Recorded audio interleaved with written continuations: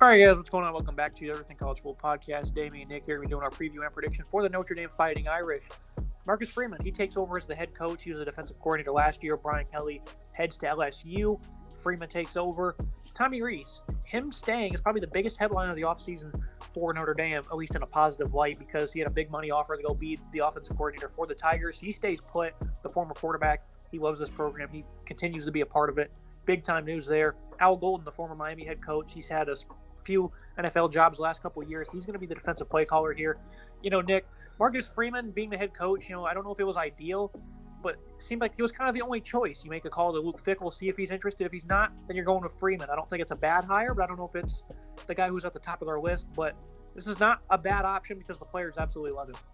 I actually think this hire is a lot better than most people do. I rate this a lot higher than most people do this offseason. I think Freeman's a good fit. I like staying in-house. I think if you can stay in-house and promote from within when you have a vacancy, that is the best way to do it in college football. I love the continuity that it produces, and it builds solid programs. Promoting from within, I think, is the way to go. I like Freeman stepping up and being the head guy. Yes, his experience is a little bit questionable, but I think he has the guts and the courage to coach this team. Of course, keeping Tommy Rees is absolutely huge. That is the story of the offseason for the Fighting Irish. He is such a player's coach. They love him there. Former quarterback, like you said. That guy fits perfectly. I think that's a huge get to keep him around. Yes, Luke Fickell might have been a good shout. I think he was a good opportunity. Look at him. It just didn't work out the whole way. But I think in the long run, they will be better off with Freeman than they were with Brian Kelly. Freeman was 35 years old when he coached his first game as the lead man. That was the Fiesta Bowl, a game that obviously didn't go their way at the end. Looking at this offense, though, that Tommy Rees will be coaching, Tyler Buckner, he's the presumable starting quarterback. True Vine, though, he's in the fold as well. I think Buckner's going to win the starting job, though. This is a guy that's got a lot of size, a lot of speed, 6'1", 215, and the way he runs, it's pretty impressive. He's also quite versatile being that big. He wasn't great as a passer last year. 3-3 touchdown to pick ratio on the year. Only really saw meaningful time, though, against Virginia Tech, so we didn't get to really see much of him in that facet last year. I expected him to be the starter by midseason last year. I didn't think Jack Cohen was going to be all that good. He completely impressed everybody, me included. I didn't think that he was going to do a great job. I was wrong. He ended up having over 3,000 yards. Even had, I think, a school record in the bowl game, 500-plus on 68 attempts. They were throwing all over the place. They trusted him so much. Buckner, though, I expect him to be the starter, but Pine, he wasn't bad against Wisconsin. Looked pretty good in that game. Not so good the next week against Cincinnati. That's the only two games he played in. So limited experience, but they trusted him last year. How do you feel about this quarterback battle? I think Buckner will definitely win the battle for me as well. Pine is an interesting prospect. I do like his potential. I think Buckner has a solid role here. I think he's a decent quarterback. I like his size. I'm a little concerned about the accuracy. 3 picks, 3 touchdowns, and a limited appearance definitely concerns me. And a 60% completion percentage in 35 attempts is just not really quite where you want to be. Yes, it's a very small sample size, so I think as time progresses, he can develop and turn into a star quarterback potentially for Notre Dame. Jack Cohen, no one really expected him to do much last year. It seemed to be an odd fit at Notre Dame. Then he steps up and has a pretty good season and blows away any expectations that I think anyone in the college football community had. I think Buckner has some serious potential. I like his size. Like I said, I like what he provides. So I think he's a decent start for this Notre Dame Fighting Irish. They can go out and try and recruit a better quarterback for the future. I believe he was a 10th-ranked quarterback in his class, high in 4-star, so he is a talented young man. Looking at the running game, they lose Kyron Williams, but Chris Tyree's back. Plenty of speed. He apparently runs a 4.38. It might be even faster than that by now. He wasn't really effective last year. The offensive line struggles really did not allow this running game to do much, especially the number 2 back. But he had almost 500 yards on nearly 7 yards per carry in 2020, scored 2 times as a pass catcher, and had a kick return touchdown as well. So this guy is a versatile playmaker, and again, that speed is among the nation's best. I like what they got in Logan Diggs as well. It seems to be a good scheme fit with one-cut abilities. He's also a respectable pass catcher. I think as the offensive line continues to build off momentum they had last year, this tandem right here, I think they're going to be pretty solid in 2022. I'm definitely a fan of Diggs. He also can play a nice role in the receiving game, 56 yards on about 6 receptions, so good for about 9 yards per catch and a touchdown last year. Bit of an interesting kind of moving piece there. I like that. Had limited experience last year, only played about 8 games, but 4.4 yards per carry. I like Diggs as a number 2 back. I think he has some serious opportunity to step up and be a nice guy for this team. And focusing on that offensive line that I had high expectations for last season, they really struggled early in the year. They were dead last at one point in tackles for loss allowed. I picked them to lose that game to Wisconsin because they were so outmatched. And what do you know? They were outmatched, but they still won because Graham Mertz gifted them a victory. But they gave up 12 tackles for loss, 6 sacks. Then we had 3 rushing yards. That offensive line early in the year was pathetic. Of course, they were beat up. But guys like Kane Madden were pretty disappointing. Josh Lugg wasn't great. He really started to find his flow late in the year. towards the back end of the season, of course, the competition, they were a little iffy, but these were still quality opponents. They really found their stride. They started running the ball much better late in the season, struggled immensely against Oklahoma State in the bowl game.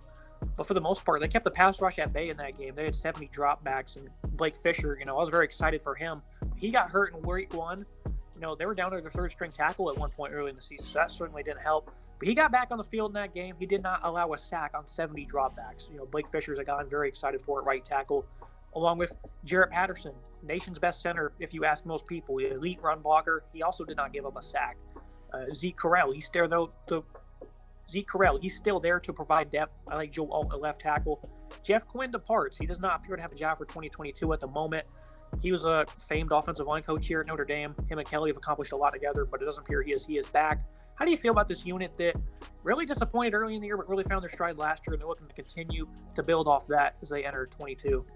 I look at two guys in Josh Lugg and Jared Patterson. Patterson, a very popular center in this country. A lot of people like him. I think people say he's one of the best ones. Lugg, though, definitely disappointed last year. These guys are two graduate seniors. They have experience. They are leaders for this offensive line. I expect the two of them to sit there in the locker room and really pump this team up and be the leaders they need to be. I like how they have that together. It's the center and right guard. I also think Blake Fisher is in for a big season at right tackle. The injuries last year definitely bothered him a little bit, but he's going to be back in full form. I think he has some serious potential on that right side. I really like what the right side of that line has to offer. Looking at this receiving group, not much experience. Michael Mayer, though, he's going to lead the way, of course. Great hands, versatile. Lines up in the slot or on the outside most of the time. Rarely on the line of scrimmage, it seems. 71 receptions for 840 yards, 7 scores last year. Avery Davis, Braden Lindsey, those are the other two veterans they got. Lorenzo Styles is that guy everyone's watching this fall. Caught 24 balls for 344 yards as a freshman last year. He was a top-end recruit, likely a slot option, great natural pass catcher, good yards after catch ability. Mix him with Tobias Merriweather, a top 100 incoming recruit. I think they have a nice, bright future, but for the short term, a little concerned about this receiving group that loses Calvin Austin. I like to see Styles maybe play at the X position, wide receiver X. I think he has some potential there. But like you said, they definitely have lost some talent. And there's definitely a very young core. A lot of guys coming out of high school, a lot of guys with limited experience, not a whole lot of reps for some of these guys. Davis only played in 8 games last year. Styles only played in 9. So I definitely would like to see them get some more experience this year as the season progresses, and hopefully they can make some use their talent to pick up the slack a little bit for this offense and add some dynamic plays ability. And outside of Austin, Kyron Williams, they really don't lose much in the receiving core, but last year, this group, they had 7 different guys catch 20-plus balls, so they had plenty of diversity in this receiving group, but there's no one that was really highly impressive outside of Mayer that's coming back for this year, so they obviously want to see guys like Davis and Lindsey step up. I think Styles will also be great. And Chris Tyree, they're going to get him more involved as well as a pass catcher because that speed's too good to shy away from. I expect big things out of this offense. Solid group of receiver, like the running backs, and I think the quarterback, if they can get some good work out of Buckner, this will be a really good unit, Nick. I like Buckner's opportunity here. I think it's going to be his offense. Can he lead the way? Can he step up and be the quarterback that we both expect him to potentially be? This offense should be right in line where they were last year. They were a solid offense considering the type of defenses they play. It's a tough schedule they have across the board. We'll get into that later. I like this offense. I expect them to be right around where they were last year. Very solid, and I definitely like the offensive coordinator calling the plays for these guys. And look at this defense. Oddly enough, they've allowed 19.7 points per game in each of the last 2 seasons. Slightly more yards allowed this past season at 359.7 per game. That's really not bad one bit. This is a defensive line I really like, Nick. Isaiah Foskey leads the way. 11 sacks, 6 forced fumbles. This guy's ridiculous. He returns to school with a high-energy first step, nice length, good leg drop. Impressive range allowed him to knock the ball away a lot. That's showcased with 6 forced fumbles. You got Justin and Jason Adamiola. They ranked 2nd and 3rd in sacks, right behind Foskey. Riley Mills, he's 6'5", 283. Gave them some good reps last year. Same can be said about Howard Cross. Overall, 6 of the top 7 leaders in sacks are back. I think all of them are from this defensive line, too. They also added a veteran in Chris Smith from Harvard. This is one of the most experienced D-lines in college football, and I expect big things out of these guys considering all this experience and talent they get back for 2022. I love this D-line. Riley Mills only had 16 total tackles this season, had 3 sacks and 3 tackles for loss. He only played in 9 games, so if that's your 5th best sack leader on the team, he's gonna have a ton more chances to get potential this year, considering he'll play in all games most likely. I love the way this defensive line looks. Foskey is a really talented guy. 10 sacks, 9.5 tackles for loss. Incredible numbers there. I like the brothers as well in the middle. 9.5 sacks between the two of them. I love the potential on the defensive line. It's a super strong defensive line. I expect them to be all over the quarterback. A lot of sacks this year should be expected out of Notre Dame. This running defense was pretty inconsistent. North Carolina tore them apart. Oklahoma State did very well. Most of that was Spencer Sanders' legs. And then early in the year against Florida State, they had some success. For the most part, though, these guys were pretty dominant in the trenches. They held up very well against Wisconsin, Cincinnati, USC, of course. They couldn't do much against them. I liked what this run defense did last year. Of course, they lose Kurt Heinisch and Myron Tagovailoa Amoza, but I don't expect much fall off. If anything, I expect plenty of progression here. And then you look at the linebacking core. This front six is phenomenal. They get 3 more seniors back. J.D. Bertrand, of course, he was a big-time emergence last year, kind of out of nowhere. I didn't know who he was before last year, and now everyone knows who he is. Led the team in tackles. He eclipsed the century mark in that category. Good speed in the open field. Physical imposer. Nice raw athleticism was there for him to improve in coverage, so I think that's one thing he'll certainly work on. The 5th season for Bo Bauer, his career best last year with 47 tackles.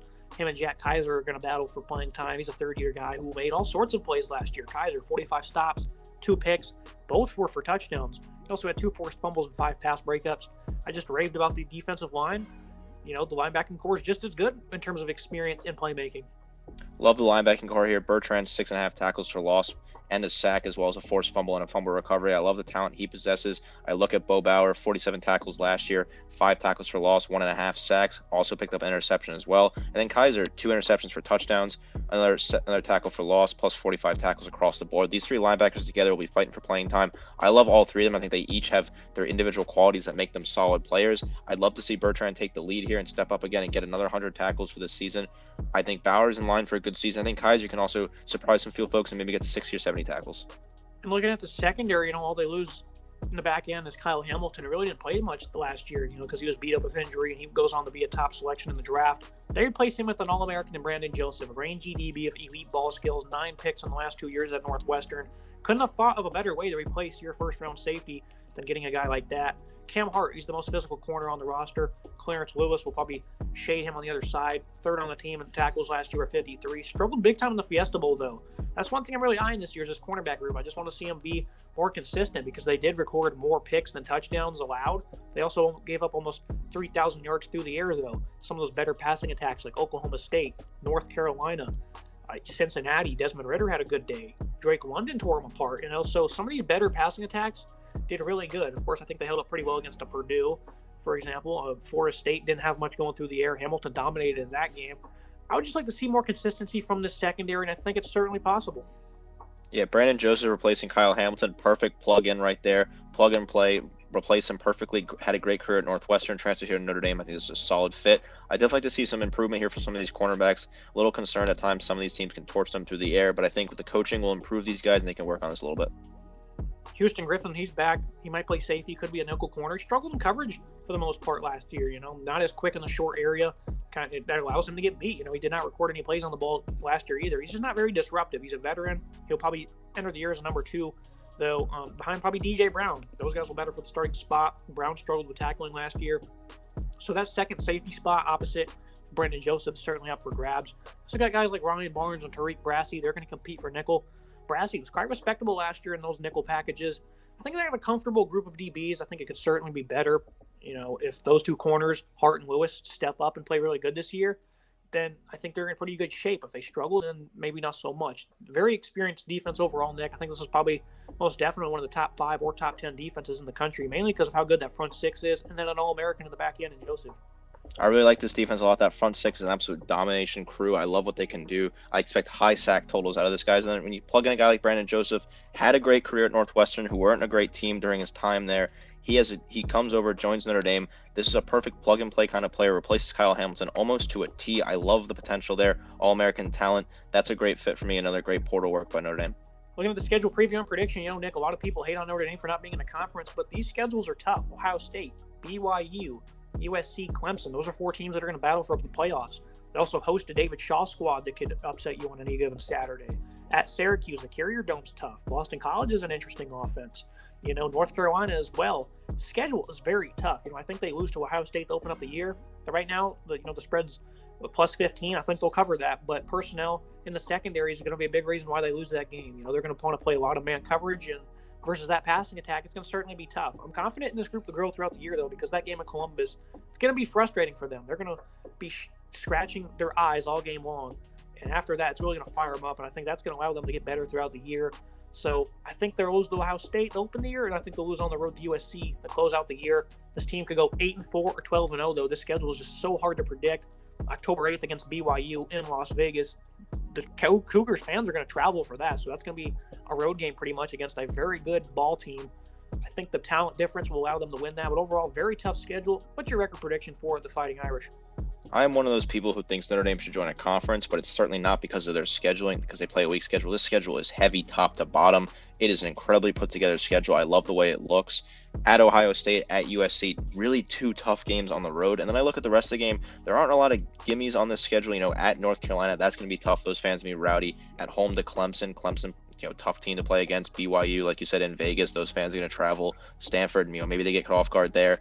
I think 10-2 is probably the right pick. I'm going to go with 9-3. I think they'll lose to Clemson in a bit of a shock upset for some people. I think Clemson might just catch them off guard on the day. This is a great schedule across the board, though, and I think Marcus Freeman will take a 9-3 season in his first year as the head guy in South Bend.